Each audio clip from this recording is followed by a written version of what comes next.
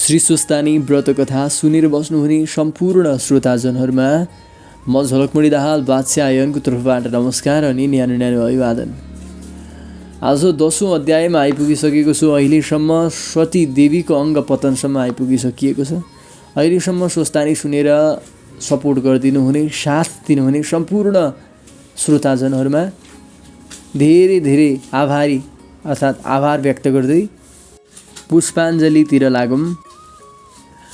सबैभन्दा सुरुमा सबै भक्तजनहरूले हातमा पुष्पाञ्जली लिएर श्री स्वस्थानी मातालाई प्रार्थना गर्नुहोला। यं ब्रह्मा वरुणेन्द्र रुद्रमरुतः स्तुनुवन्तु दिव्यैस्तवैर् वेदैः साङ्गवलः क्रमोपनिषदैर् गायन्ति यं सामगा ध्यानावस्थिततद्गतेन मनसा पश्यन्ति यं योगिनो यस्यान्तं न विदुः सुरासुरगणा देवाय तस्मै नमः।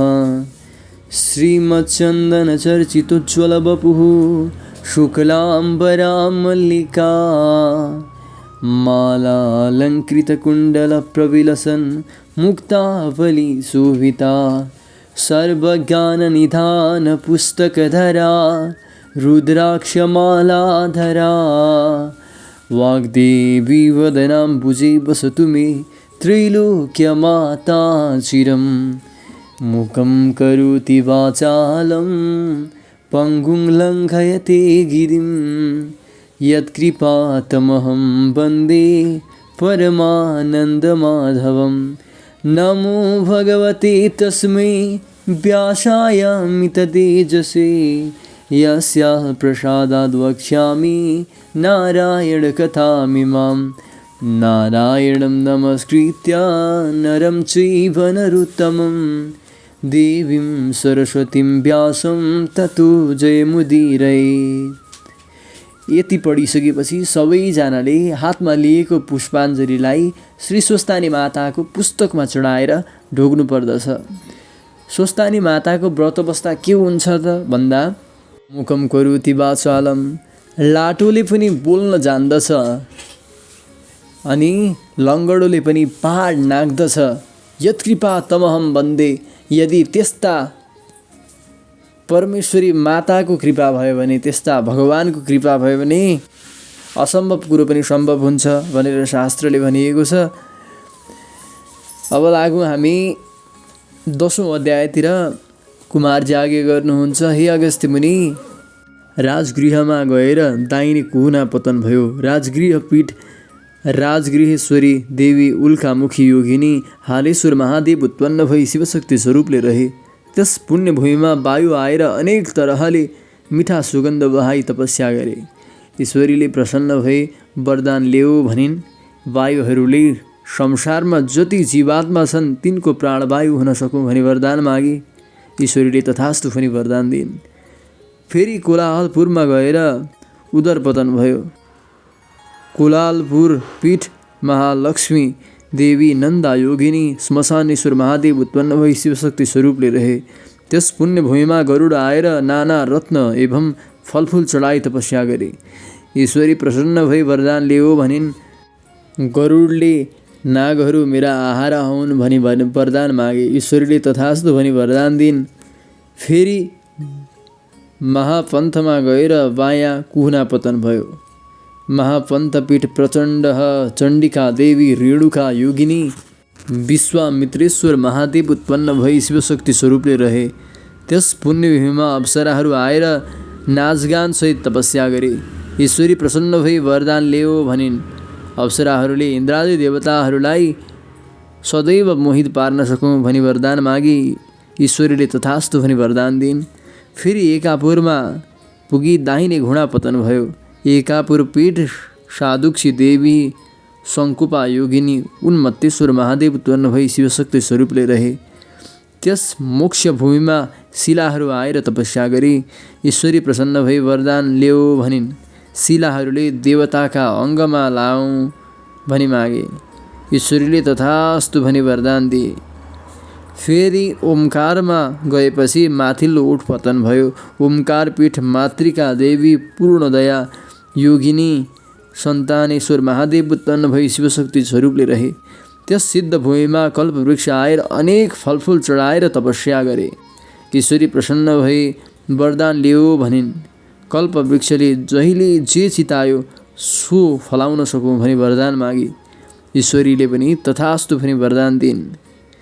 फेरि उज्जैनमा पुग्दा रगतको डल्लो पतन भयो।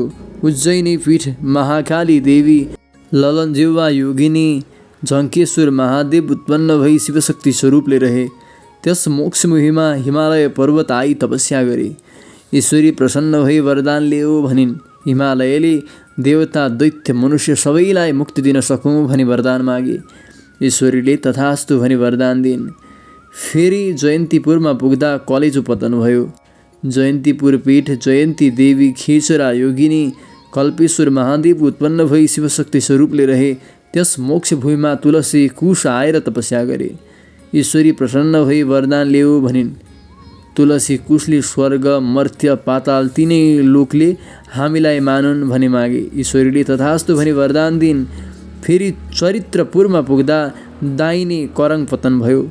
चरित्रपुर पीठ सवर्णेश्वर महादेव चित्रवर्णा योगिनी वायव्येश्वर महादेव उत्पन्न भई शिवशक्ति स्वरूपले रहे। त्यस सिद्ध भूमिमा योगिनी गण आएर तपस्या गरे। ईश्वरी प्रसन्न भई वरदान लियो भनिन्। योगिनीहरूले योग सिद्ध होस् भनी मागे। ईश्वरीले तथास्तु भनी वरदान दिइन्। फेरि छिरिकापुरमा गएर भुँडी पतन भयो। छिरिकापुर पीठ युगधरा देवी कलङ्का योगिनी सहस्त्र नेत्रेश्वर महादेव उत्पन्न भई शिवशक्ति स्वरूपले रहे। त्यस मोक्ष भूमिमा मातृका गण आई तपस्या गरे। ईश्वरीले प्रसन्न भई वरदान लियो भनिन्। मातृका गणले हामी स्थानका स्वामी हौँ भनी मागे। ईश्वरीले तथास्तु भनी वरदान दिइन्। फेरि हस्तिनापुरमा पुग्दा दाहिने कुम पतन भयो। हस्तिनापुर पीठ चण्डेश्वरी देवी कोटराक्षी योगिनी मुसुखारेश्वर महादेव उत्पन्न भई शिवशक्ति स्वरूपले रहे। त्यस मोक्ष भूमिमा सुदर्शन चक्र आएर तपस्या गरे। ईश्वरी प्रसन्न भई वरदान लियो भनिन्। सुदर्शन चक्रले संहारकर्ता हुन सकौँ भनी वरदान मागी। ईश्वरीले तथास्तु भनी वरदान दिइन्। फेरि उड्डयनमा पुगेपछि शिर पतन भयो। उड्डयन पीठ चित्रकला देवी पिङ्गलाक्षी योगिनी यज्ञेश्वर महादेव उत्पन्न भई शिवशक्ति स्वरूपले रहे। त्यस पुण्य भूमिमा हनुमानले आएर फलफुल चढाएर नाची उफ्री तपस्या गरे। ईश्वरी प्रसन्न भई वरदान माग भनिन्। हनुमानले रामचन्द्रको सेवक भएर लङ्का पोल्न सकौँ भनी वरदान मागे। ईश्वरीले तथास्तु भनी वरदान दिइन्। फेरि विश्वमा पुग्दा मृगौला पतन भयो। विश्वपीठ झङ्केश्वरी देवी झङ्काली योगिनी कुण्डलेश्वर महादेव उत्पन्न भई शिवशक्ति स्वरूपले रहे। त्यस पुण्य भूमिमा विश्वकर्मा आएर अनेक सुन्दर देवालयहरू बनाएर तपस्या गरे। ईश्वरी प्रसन्न भई वरदान माग भनिन्। विश्वकर्माले मेरो कीर्ति सत्य त्रेता द्वापर कली चारै युगमा स्थिर रहोस् भनी मागे। ईश्वरीले तथास्तु भनी वरदान दिइन्। फेरि प्रयागमा पुग्दा फोक्सो पतन भयो। प्रयागपीठ सुन्दरी देवी सिंहजङ्गा योगिनी महिदेवेश्वर महादेव उत्पन्न भई शिवशक्ति स्वरूपले रहे। त्यस मोक्ष भूमिमा 10 अवतार आएर तपस्या गरे। ईश्वरी प्रसन्न भई वरदान लियो भनिन्। 10 अवतारले सत्य त्रेता द्वापर कली चारै युगमा दैत्य संहार गर्न सकौँ भनी वरदान मागे। ईश्वरीले तथास्तु भनी वरदान दिइन्।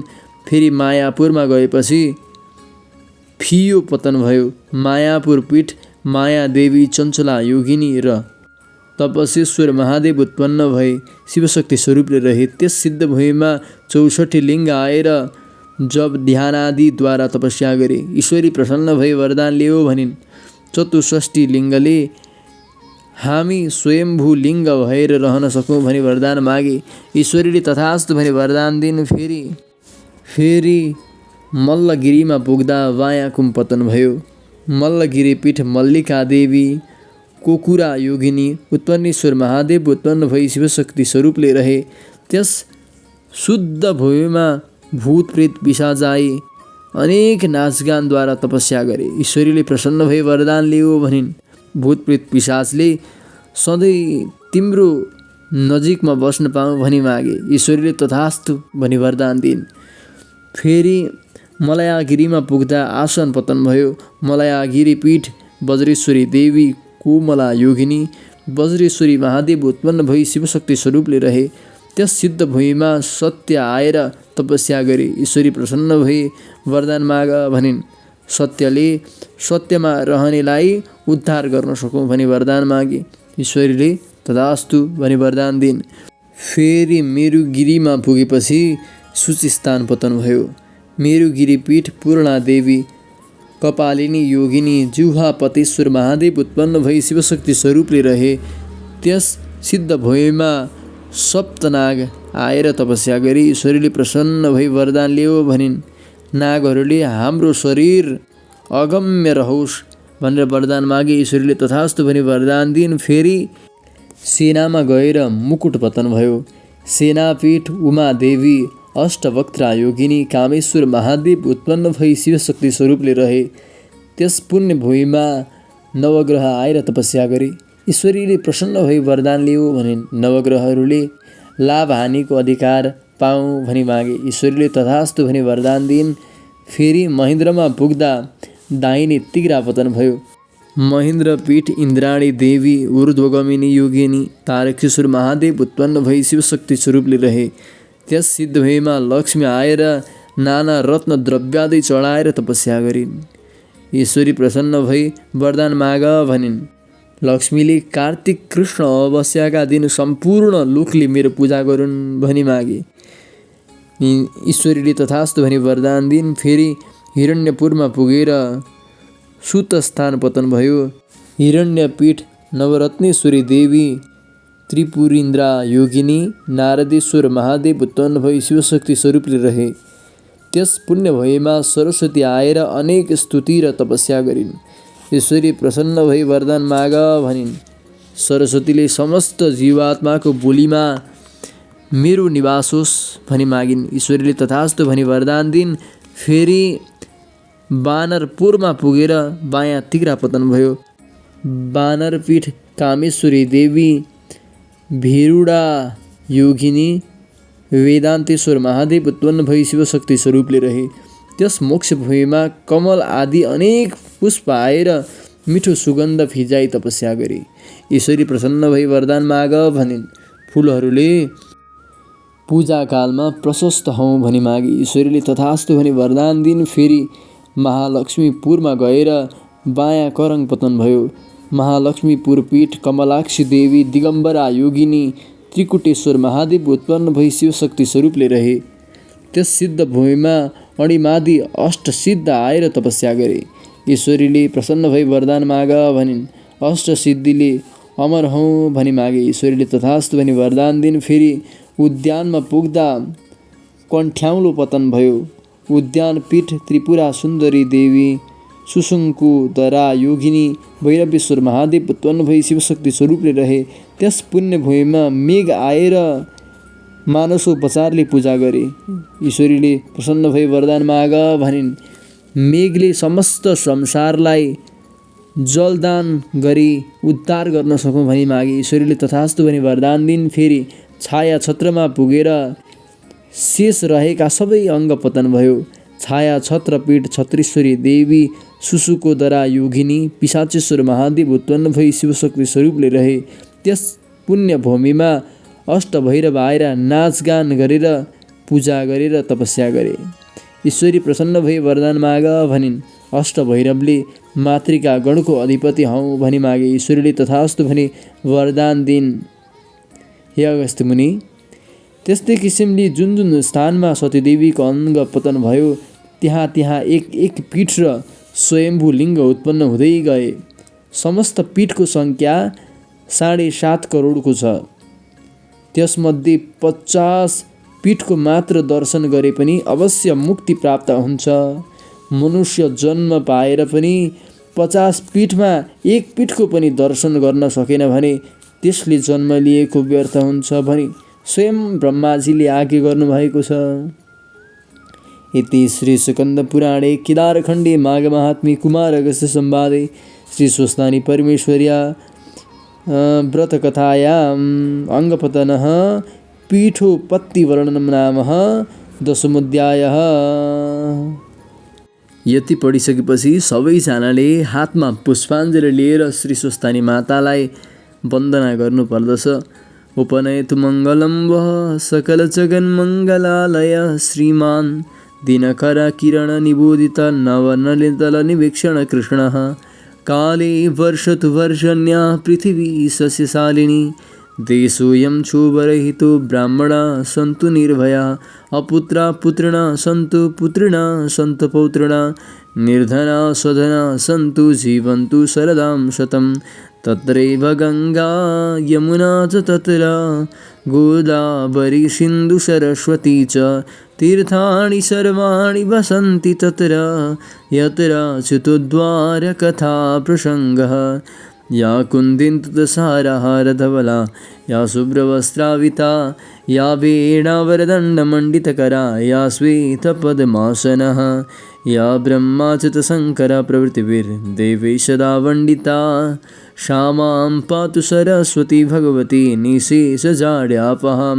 कायेन वाचा मनसिन्यर्वा बुद्ध्यात्मना वा प्रकृतिस्वभावात् करोमि यद्यत् सकलं परस्मै नारायणायेति समर्पयेतत्। यति पढिसकेपछि सबैजनाले हातमा लिएको पुष्पाञ्जलीलाई स्वस्थानी माताको पुस्तकमा चढाई ढोग्नु पर्दछ र आफूले चाहेको इच्छा सिद्धि होस् भनेर कामना गर्नुपर्दछ भन्दै आजको 10औं अध्यायलाई यहीँ बिट मार्दै अर्को एपिसोडमा भेट्ने बाचाका साथ म झलकमणि दाहाल बादशाह यन पनि बिदा हुन चाहन्छु। हस्त नमस्कार।